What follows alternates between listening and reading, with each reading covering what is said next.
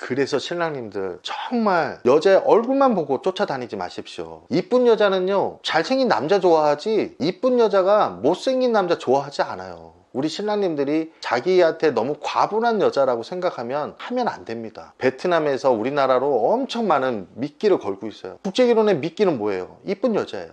그 이쁜 여자를 우리 신랑님들이 아우 내가 이런 여자하고 결혼할 수 있다? 안 되는 거거든요. 그 신랑님도 뭔가는 자기도 잘못된 선택을 한 거죠. 우리나라 지금 유튜브에 베트남 여성을 막 올리는 사람들이 있는데요, 이게요 한 사람 처벌받으면요 또 다른 사람이 생겨요. 옛날에 잡초 같다고. 잡초는 엄청 생명력이 좋잖아요. 왜? 이게 돈이 되니까 그러는 거예요. 신랑님들이 꼭 피하셔야 됩니다. 이게 신랑님만 가슴 아픈 게 아니에요. 부모님은요 말도 못해요. 부모님들은 아들한테 말하면 또 아들 상처받을까봐 노부부께서 힘들어들 하십니다. 신랑님들이 꼭 명심하세요. 이쁜 여자는 잘생긴 남자를 좋아한다는 거. 베트남 여성분이 이혼하기 전에 나타나는 뭐 징조나 그런 거 있나요? 제가 한 사례를 들어볼게요. 이 여성 같은 경우는 코로나 이전에 지금부터 한 5년? 한 그 정도 됐는데 이 친구는 여동생이 공부를 너무 잘했어요. 의과대학을 갈 수 있을 정도로 공부를 잘했고 어머니는 그 노상에서 판매하는 어려운 일을 하시죠. 이 친구도 공부를 잘했대요. 이 친구도 고등학교에서 성적이 좋은데 대학을 포기를 하고 국제결혼을 선택을 했어요. 한국 가서 돈 좀 벌어서 여동생 대학 갈 수 있게 해주고 싶고 엄마를 좀 도와주고 싶은 거예요. 국제결혼을 결정했는데 맞선을 볼 때 이 친구는 그걸 분명히 얘기했대요. 나는 한국 가서 일을 해서 돈을 버는 거 신랑님이 동의해 줄 수 있는지. 신랑은 동의를 했대요. 이들의 중간에 누가 있어요? 신랑 신부가 직접 얘기 못하고 우리가 통역이 있어야 되잖아요. 통역할 때 그 얘기를 들었는데 이제 한국에 왔는데 그 신랑님은 용접공이셨대요. 조선소에서. 신랑님도 돈은 잘 벌으셨대요. 이 신랑님은 집 밖을 못 나가게 한 거예요. 낮에는 여동생이 와 있었고 밤에는 신랑님이 있었고 답답함을 느낀 거야. 근데 왜 나 일을 안 소개시켜주지? 그걸로 인해서 신랑님이 신부님한테 표현을 좀 강하게 하셨어요. 너 그냥 베트남 돌아가라든지 베트남을 비하하는 발언도 하시고. 그러니까 이 친구는 그런 저런 것이 이제 복합이 돼서 아까 말한 대로 페이스북에서 직장을 소개하는 사람을 알게 된 거예요. 그래서 이 친구는 가출이라고 하는 것을 하게 됐죠. 제가 그 친구하고 베트남에서 제가 친하게 지냈던 애하고 친구였거든요. 베트남에서도 같이 얘기도 나눠봤고 한국에서도 얘기를 나눠봤거든요. 여기는 둘 중에 하나가 거짓말을 한 거예요. 통역사가 거짓말 했던지 신랑이 거짓말을 했던지 그건 저도 모르겠어요. 이 친구는 다른 거 욕심 없었어요. 한국에서 좀 직장 생활을 해서 돈을 벌어서 자기 여동생과 엄마를 도와주고 싶은 마음이 있었던 것 뿐이었는데 지금 이 친구는 베트남에 가 있어요. 이 친구가 저한테 그런 말을 했어요. 시어머니한테 너무 미안하다고. 시어머니는 너무 자기한테 잘해줬대요. 그러니까 이 친구는 결혼해서 살라고 했던 여자였어요. 근데 신랑님이 의심만 너무 많았어. 여동생이 임신을 했대. 그러니까 여동생은 낮에 와서 이 친구 입장에서 감시라고 느낀 거야. 이건 이 친구가 그렇게 느꼈으니까 저도 다른 말은 못하겠어요. 신랑님이 아내가 걱정돼서 있을 수도 있었을 텐데 이 친구는 그런 느낌을 받았던 거죠. 제가 이 친구 얘기하니까 해보고 싶은 얘기가 있어요. 지금은 바뀌었어요. 지금은 결핵검사를 안 해요. 근데 옛날에는 신부들이 우리나라 오면 결핵검사를 했어야 됩니다. 이 친구가 저한테 그러는 거예요. 오빠 검사할 때 꼭 상의를 노출을 해서 의사한테 내 이 몸을 다 보여줘야 되는 거야? 묻는 거야. 그래?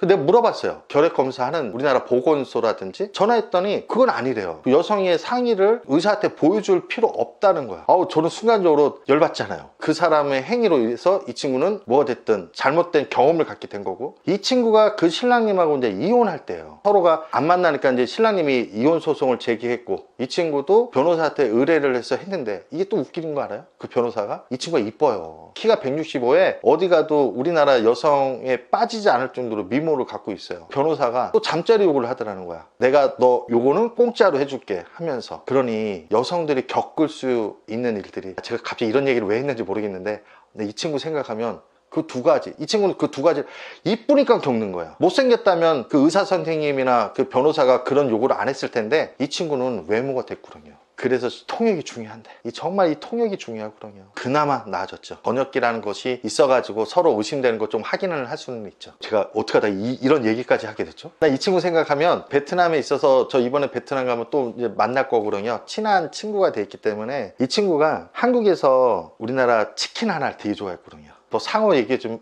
주긴 그렇고 그 친구는 유일한 게 그 치킨에다 맥주 먹는 거 좋아했어요. 그래서 가끔 저한테 치킨하고 맥주 사달라고. 이 친구가 우리나라에 한 4년 정도 있었어요. 4년 정도 있었는데 담배를 피는 거야. 베트남 여성들이 거의 담배 안 핍니다. 근데 이 친구 4년이 힘든 4년을 보낸 거예요. 어떤 남자들은 뭐 베트남 여자들만 뭐 한국 남자 베트남 남자가 막 연애 막 한다는데 다 그런 거 아니거든요. 이 친구는 4년 동안 일만 했어요. 엄마하고 자기 여동생 도와주고 싶은 마음이 이 친구한테 가장 컸거든요. 이 친구는 아마 마음만 먹으면 한국 남자든 베트남 남성인데 연애 무지하게 할 수 있었을 거예요. 안 했거든요. 내가 놀랬어. 너 담배 피니? 오빠 나한테 유일한 이야기 이게 됐대요. 일만 하거라. 나가지 않아.